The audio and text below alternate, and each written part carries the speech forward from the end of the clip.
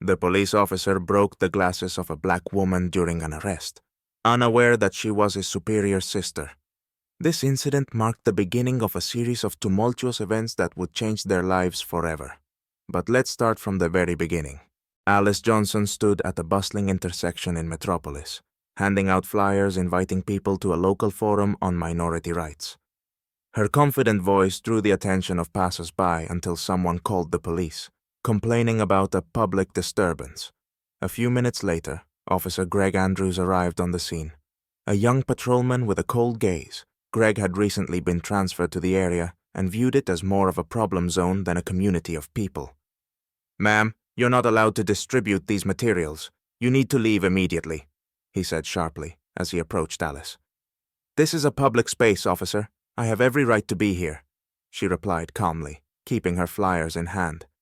"Don't make this harder than it has to be," Greg said irritably, stepping closer. A crowd began to gather, watching the confrontation unfold. Alice could feel the eyes on her and tried to remain composed. "I'm not breaking any laws. Could you explain what the issue is?" she asked, holding out the flyers. "Hands behind your back," Greg barked, losing patience. Alice instinctively stepped back, which Greg interpreted as resistance. He grabbed her shoulder forcefully and twisted her around, attempting to pin her arms. At that moment, her glasses fell off and hit the pavement. In the heat of the moment, Greg didn't notice them and accidentally stepped on them, shattering the lenses. "Is this what you call lawful procedure?" Alice said sharply, struggling to free herself. "Stop resisting!" Greg snapped, drawing even more attention from the crowd. Smartphones were already raised, and people had begun recording the scene. Outraged voices called out from the growing crowd, "What are you doing? She didn't do anything!" Alice found herself pressed against the hood of the patrol car, while shards of her broken glasses sparkled on the asphalt. The tension between Greg and the crowd escalated, teetering on the edge of chaos. Unbeknownst to Greg, his actions had not only humiliated an innocent woman, but also entangled him in a situation that would soon upend his life. Within hours of the incident, videos recorded by bystanders went viral on social media. The footage clearly showed the officer breaking the black woman's glasses and using excessive force. Hashtags condemning the police began trending, sparking outrage across the local community. Captain John Johnson, head of the Metropolis Police Department, was sitting at his desk when his phone practically exploded with calls and notifications. The video was already being discussed on local news. He pressed play and froze as his sister Alice's face appeared on the screen. "Damn it!" John muttered, feeling a surge of anger boil inside him. He immediately summoned Officer Andrews to his office. Greg walked in with a defiant look on his face, clearly unaware of the gravity of the situation. "Sit down," John said curtly, barely containing his emotions. "Do you realize what you've done?" "I was just doing my job, sir. She was resisting," Greg replied, pressing his lips together. "You didn't just break protocol," John said, slamming his fist on the desk. "You assaulted an innocent person, and not just anyone.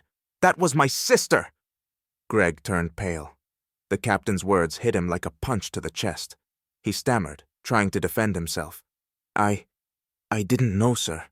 It wasn't intentional." "Ignorance is no excuse," John snapped.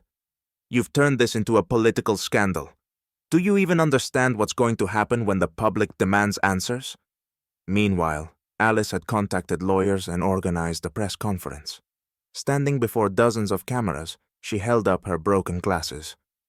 "This incident is not just a personal insult. It's a reflection of a systemic issue," she said, staring directly into the lenses of the cameras. "Today it happened to me. Tomorrow it could happen to your child, your friend, your colleague." Her words resounded like a challenge to the entire police department. Reporters bombarded her with questions, demanding details. Back at the precinct, the police force teetered on the brink of an internal crisis. Some officers sided with Greg, insisting that he was just doing his job. Others whispered that the captain was going too easy on Alice because of their family connection. John knew that if he didn't resolve the situation quickly, the fallout could be devastating, not just for his career, but for the reputation of the entire department. Alice's press conference, ignited a wave of protest throughout the city. Crowds gathered outside the police department demanding justice. Streets were filled with signs reading, "Stop the violence," and "Justice for Alice." What began as a local incident had transformed into a powerful symbol of the fight against systemic racism. Greg Andrews found himself at the center of public scrutiny. Reporters camped outside his house, his colleagues avoided him at work, and he was officially suspended from duty. Anger consumed him, directed at the world, and most of all at Alice, whom he blamed for his troubles. Yet, a growing inner conflict started to gnaw at him. Did I really cross the line? He wondered aloud, sitting alone in his apartment, staring at the TV replaying clips of the incident. Meanwhile, Alice was leveraging every resource at her disposal. She engaged lawyers and human rights advocates, established a charity fund for victims of police brutality, and delivered speeches that resonated far and wide. Her movement gained momentum, and public support surged. She even extended invitations to police officers for open dialogue on reform. One such meeting, however, proved tense. A group of officers, led by John Johnson, attended the forum organized by Alice. "Sis, don't you realize your actions are putting me and the entire department under fire?" John asked her quietly before the event began. "John, this isn't about you. This is about justice," Alice replied firmly. "It's not personal." During the forum, John took the stage and made a striking admission. "There are issues within the police force that we must address. We need to be honest with ourselves and the community we serve." His words marked a turning point. Dialogue began to emerge between activists and police officers in the crowd, though the atmosphere remained charged with tension. Meanwhile, Greg, unable to withstand the mounting pressure, started reflecting on his actions. Memories of his upbringing came flooding back. How his family had instilled in him the principle of respecting all people, regardless of their race. Over time, those values had been eroded by the environment he worked in and his fear of jeopardizing his career. Finally, he picked up the phone and dialed Alice's number. "I need to talk," he said, his voice tight but laced with a hint of regret. Alice was taken aback but agreed to meet. They arranged to meet in a neutral setting. This conversation had the potential to be transformative for both of them. In a small conference room in the heart of the city, Alice and Greg sat across from each other for the first time since the incident. The atmosphere was tense, but not hostile. "Why did you want to meet?" Alice asked firmly, staring directly into Greg's eyes. I want to apologize," Greg began, lowering his gaze. "I know I was wrong. It took me some time, but all of this made me reflect." Alice's face remained composed, but a wave of emotions surged within her. She hadn't expected to hear those words. "You realize that an apology isn't enough?" she said. "The system that enables behavior like yours needs to change." "That's exactly why I'm here," Greg replied with newfound determination, meeting her eyes for the first time. "I want to be part of that change. I'm tired of being part of the problem."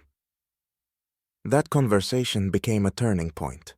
Alice proposed that Greg join her initiative for police reform, where he could use his insider perspective to help identify and address weaknesses within the system. Greg agreed, knowing it was the only meaningful way to atone for his actions. A few weeks later, a public forum was held, where Alice and Greg stood side by side to speak. Greg shared his story. "I was blinded by prejudice and fear for my career, but I've come to understand that a true police officer is someone who protects, not suppresses." His speech sparked a range of reactions. Some applauded, while others watched with skepticism, but it was undeniably a step forward. John, the police chief and Alice's brother, also took the stage. "We all share responsibility for what's happening. Our mission is to make the police part of the solution, not the problem." The forum concluded with the signing of a joint memorandum between activists and the police, committing to the implementation of educational programs for officers aimed at eradicating racial bias. As Alice walked home after the event, she finally allowed herself a small smile. She knew the road ahead would be long, but this day proved that change was possible. As for Greg, he remained with the police force, but he was now a vocal advocate against bias, conducting training sessions for other officers. His journey had just begun, but he had taken the first crucial step. This story became not just a lesson for Metropolis, but also an example for other cities, showing how confrontation can evolve into dialogue and pave the way for a better future.